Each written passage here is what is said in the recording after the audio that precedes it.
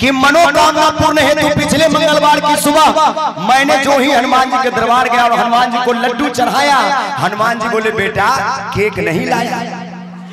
तो मैंने कहा कि हे हनुमान जी आप और केक?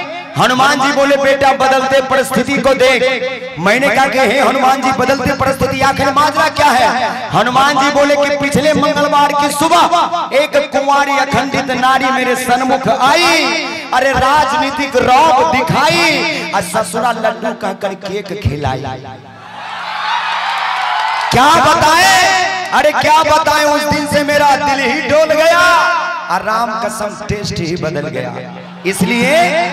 इसलिए जब कभी मेरे द्वार पे आना तो लड्डू नहीं केक लेके आना। राम जी जैसा अगर दूल्हा चाहिए तो कभी कभी हनुमान जी को केक चढ़ाइए, है ना। बाकी एक बार इनके लिए ताली बजाइए, जोरदार ताली बजाइए।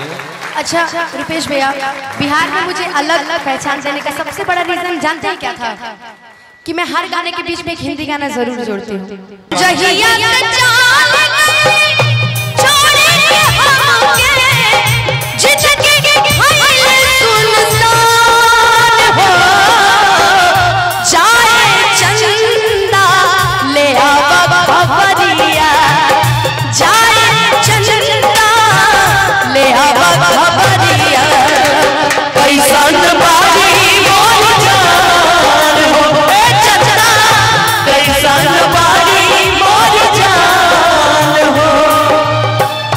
जहिया से चल गई छोड़ के हमके, जहिया से चल गई छोड़ के हमके, जिंदगी सुनसान हो जाए चंदा ले आओ खबरिया, जाए चंदा हो ले आओ खबरिया। कैसा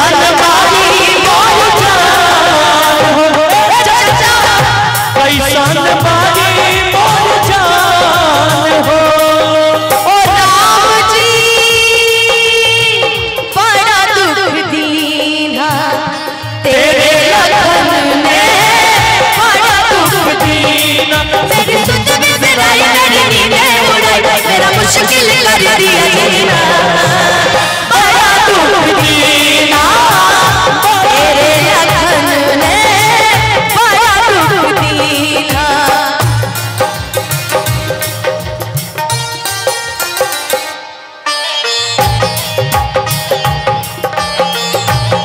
क्या बात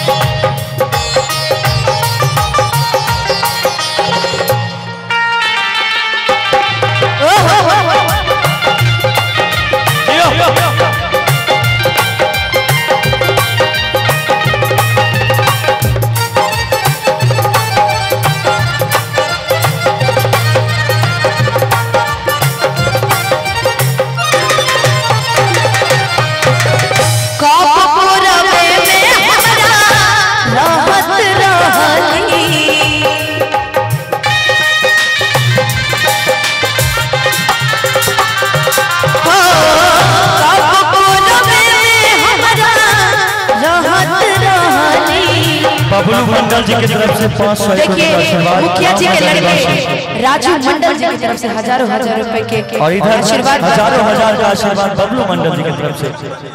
अच्छा साउंड वगैरह सबके मालिक राजू मंडल जी की तरफ से हजारों रुपए का आशीर्वाद।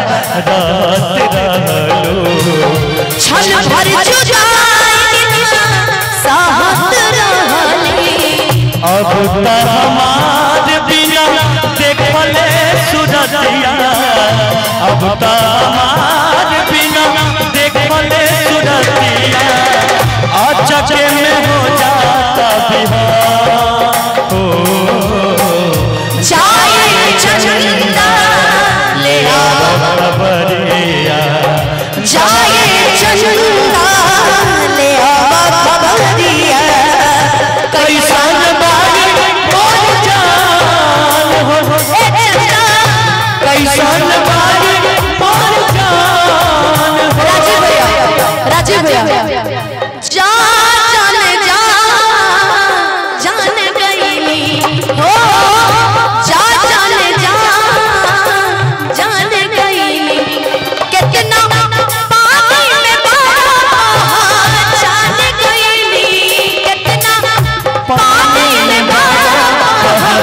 जाने गई जा जा जाने जा जाने जा जाने जा जाने गई हो जा जाने जा जाने गई दुनिया से क्या लेना तू मेरा दुनिया से और बबलू मंडल और राम मंडल जी की तरफ से 500 रुपए का आशीर्वाद।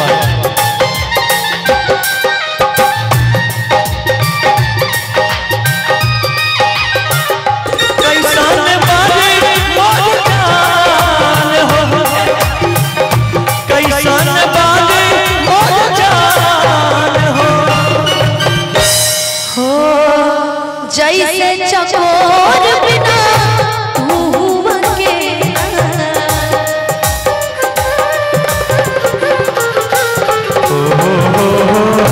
जैसे चकोर बिना तू अकेला अनके भी नहीं जिंदगियां कटे। और हम बता देते ई गाना के राइटर बड़े पंकज भैया जन हमरा सब गीत लिखत रहे मेरा आर पंकज भैया कहले कुछ मजबूरी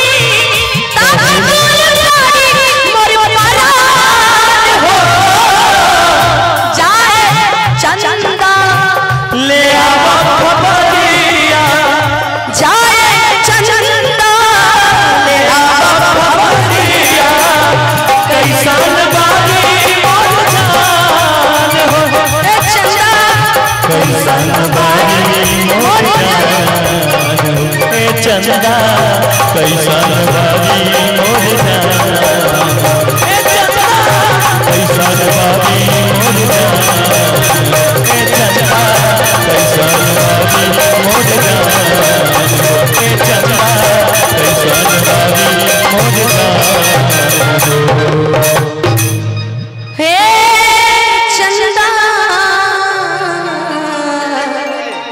कैसन बाड़ी मोर जान हो। अनुपमा जी एक गाना अंतिम फरमाइश है।